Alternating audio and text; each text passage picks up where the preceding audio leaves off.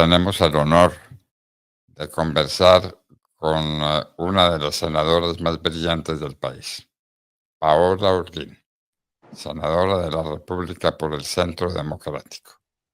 Antioqueña de pura cepa, pero aquí la cosa no es el departamento, porque eso es en la Cámara de Representantes. Es senadora de la República. Senadora, muy buenos días. Buenos días, doctor Fernando. Un saludo para usted, para el equipo de la Hora de la Verdad y para todas las personas que nos ven a esta hora. Bueno, grande alaraca con el nuevo gabinete. Posesión en el Teatro Colón. Eso fue un espectáculo, circo. Pero ¿qué hay en el fondo? ¿Qué mejora? ¿Qué calidades especiales tienen los nuevos ministros? Su opinión, senadora. Doctor Fernando, pues lamentablemente con el show, porque este es un gobierno que es bastante de show, con el nuevo gabinete yo creo que hay que hacer varias observaciones. La primera, el gran problema que está teniendo el país para avanzar, porque los cambios son permanentes. Este gobierno en 30 meses lleva más de 50 ministros y más o menos 150 viceministros. El nivel de rotación tan alto impide dar continuidad a cualquier intento de proyecto político, por un lado. Lo segundo es, continúa la estrategia de tener activistas políticos y no técnicos, personas muy radicales, sectores frente a los cuales este gobierno tiene una probada animadversión, como el minero energético, pues sigue en manos de personas que seguramente van a ahondar la destrucción. En este caso, Palma, que viene del abuso y que en el viceministerio del Trabajo mostró su radicalismo ideológico, pues seguramente va a continuar por esa senda. Y en general uno encuentra ministros que no están técnicamente tan preparados, que son alfiles del gobierno, y en el caso del Ministerio del Deporte, pues una cuota para el Partido Conservador. Una cuotica. Una cuotica que seguramente va a mantener ese partido en la postura de unos hacen que no están con Petro y los otros le votan a Petro, que es dolorosa y lamentable, que es un poco la estrategia que uno está viendo en el Partido Liberal, el Conservador, la U, y así es muy, muy complejo, doctor Fernando. Mucha mermeladita por ahí rara. Mucha mermelada y mucho... Y yo no sé, doctor Fernando, pero yo espero que los colombianos y la historia castigue a quienes pusieron los intereses personales, económicos o partidistas por encima de la nación. Yo siento que este es un gobierno que de manera acelerada ha generado una multicrisis en el país muy profunda y ojalá todos los que han sido cómplices de esa destrucción paguen por eso. Senadora, dijo Gustavo Petro que los cambios seguirían. ¿Qué otros cambios estamos esperando? No sabemos, este es un gobierno de mucha improvisación, de muchos saltos al vacío, no sé qué otros cambios vayan a dar. Además, es un gobierno que hace cosas que nunca se habían hecho en Colombia. El caso de Benedetti Sanguino, o sea, personas que están vinculadas a unos procesos por temas de corrupción en lo público, y ahí están, y eso no había pasado antes, personas que ya tuvieran la acusación, como sucede en estos dos casos, pero eso parece que no es ningún impedimento para el gobierno Petro. No podemos dejar de tratar el tema del presidente Álvaro Uribe Vélez. Está siendo víctima de una campaña infame. Sus dos testigos, o los dos testigos que lo acusan, no pueden ser más despreciables. La señora viene de las FARC y el señor, pues, es un bandido, que no fue paramilitar ni fue nada, simplemente un bandido. Entonces, ¿En qué estamos? En ese caso, Pues, doctor Fernando, ayer nosotros estuvimos en Buenos Aires, un barrio de Medellín, en misa, y después en una tiendita con el presidente Uribe, donde él trató de explicar un poco al país este proceso. Un proceso muy complejo porque, como usted lo ha dicho, ha sido un proceso político, no jurídico, donde se han violado todas las garantías procesales, donde uno ve la manera tendenciosa en que se está actuando en ese juicio, y es muy doloroso porque todas las pruebas demuestran, uno, que quien iba a buscar y hacer ofrecimientos a cambio de testimonios contra el presidente Uribe, de falsos testimonios contra el presidente Uribe, era Cepeda. Están más que probadas las visitas a las cárceles que él hacía buscando criminales para ofrecer beneficios a cambio de que involucraran al presidente. Y de hecho ese fue el caso de Monsalve. Monsalve ha tenido unos privilegios en los sitios de reclusión, ha tenido teléfonos, bacanales, unas fiestas que están bien documentadas por los medios de comunicación, en fin. De Yanira, pues la sacaron del país supuestamente asilada por persecución y no sé qué. Recibieron plata de Monsalve a través de una ONG de la cual es muy cercano y que ayuda a financiar Iván Cepeda. Entonces es muy doloroso porque todas las pruebas son claras contra ellos y no contra el presidente, y aquí el que termina imputado es el presidente Uribe.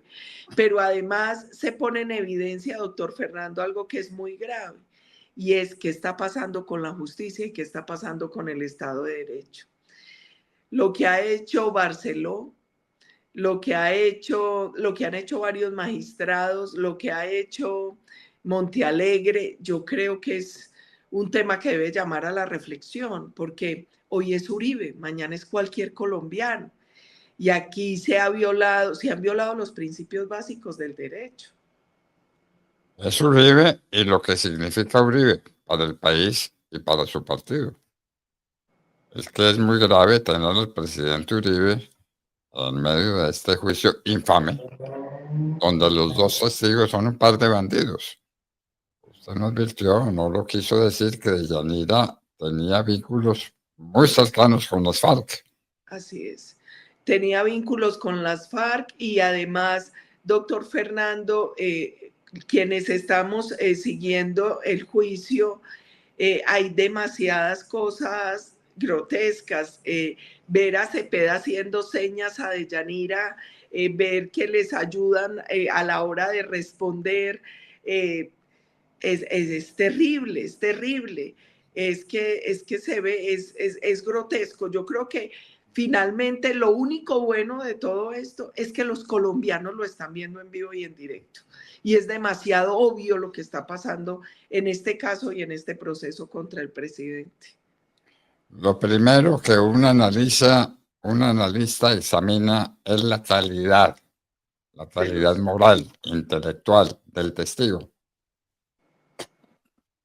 Eso es lo que se llama la crítica del testimonio. ¿Qué tal la crítica del testimonio con Deyanira y con Monsalve, con un par de bandidos? Y Sí, y eso, doctor Fernando, además son bandidos han demostrado graves contradicciones, que al parecer recuerdan hechos de los 90, pero no recuerdan los últimos 10 o 20 años. Los últimos 10 años no lo recuerdan, recuerdan qué pasó en los 90, pero no recuerdan qué pasó en el 2018, en el 2019, en el 2021, que es mucho más cerca. Y además la propia familia de Monsalve ha sido muy clara frente a los testimonios de él. Entonces, es muy difícil, yo creo que explicarle a los colombianos y a la comunidad internacional un proceso donde usted bien lo dice, los principales testigos no tienen la calidad moral, tienen graves contradicciones, se ha demostrado que actuaron para tener unos favorecimientos, ¿uno cómo explica eso? ¿Cómo explica, por ejemplo, que papá Pitufo haya podido salir del país e irse tranquilamente para España primero y ahora para Portugal, donde está muy cómodo y muy tranquilo? Papá Pitufo, semejante bandido. Doctor Fernando, y ahí también yo quisiera aprovechar y hacerle un llamado a los colombianos. Y es que pareciera que la estrategia de este gobierno es que la corrupción se vuelva costumbre. Aquí ninguna dignidad se ha vuelto costumbre, pero ellos parecen querer que la corrupción sí se vuelva costumbre, porque son tantos escándalos de manera sistemática y continua. Entonces, fueron unos contratos en el Ministerio del Deporte, fueron unos escándalos en RTBC, fueron unos ofrecimientos a congresistas desde el Fondo Nacional del Ahorro, fueron los carrotanques, fueron las ollas comunitarias, fue una plata para vías que se entregó supuestamente a juntas de acción comunal, fue Papá Pitufo, fue el hombre Malboro, fue alias el sobrino, y en estos 30 meses nos van llevando en una vorágine de escándalos de corrupción que pareciera que quieren que los colombianos terminen sintiendo que no hay nada que hacer y que es normal y que normalicen y caricaturicen la corrupción. Yo creo, doctor Fernando, que eso es sumamente grave, sumamente grave. Y los escándalos de Invías, los escándalos de Papá Pitufo, y todos los días es un escándalo nuevo. Bueno, y ahora Petro pidiendo la legalización de la marihuana y de la planta de coca. Esto por todas partes es un desastre, senador. Así Pues es, bien, doctor Fernando, y yo creo una cosa allí, ya no es la administración Biden, y yo siento que Estados Unidos no va a seguir alcahueteando esta política de Petro frente al narcotráfico, de dejar pasar y dejar hacer.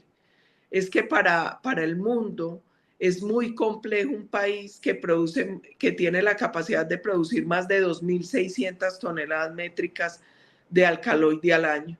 Para el mundo es muy complejo entender un país que hoy tiene casi 300.000 hectáreas de coca, la medición del 23 eran 253.000, y donde no se erradicó una sola, hasta ahora este año no se ha erradicado una sola hoja de coca. El año pasado se erradicaron menos de 10.000, un poco más de 9.000 hectáreas, cuando el promedio en el gobierno anterior era 91.000 hectáreas erradicadas al año. Yo creo que eso tiene que estar llamando poderosamente la atención, y eso tiene una consecuencia que señaló la defensora del pueblo: más de 800 municipios en poder de estructuras criminales. ¿qué tal? ¿Qué tal la cifra? ¿Qué tal lo que está ocurriendo? Pues, senadora, muchas gracias por contárselo al país. El país tiene que tener la verdad en la mano y confía en lo que usted dice, porque usted siempre dice cosas sensatas y veraces. Muchísimas gracias, senador. Gracias a usted, doctor Fernando, que siempre ha sido el bastión de la democracia y de la verdad en Colombia. Que mi Dios lo proteja mucho, mucho, mucho, y que siga en esta lucha que usted tiene por este país. Que Dios lo bendiga, doctor Fernando. Muchísimas gracias.